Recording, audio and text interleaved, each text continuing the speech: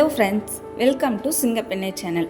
இதான் first time என் channel பார்க்குறீங்கன்னா சப்ஸ்கிரைப் பண்ணிவிட்டு பெல் ஐக்கானை ப்ரெஸ் பண்ணிக்கோங்க.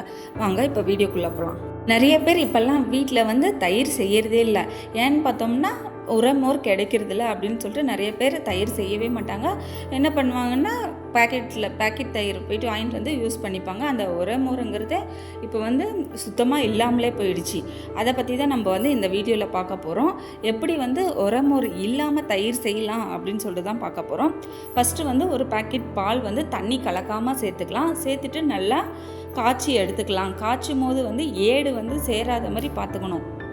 ஏடு சேரும்போது நல்லா கலக்கிக்கிட்டே இருக்கணும்.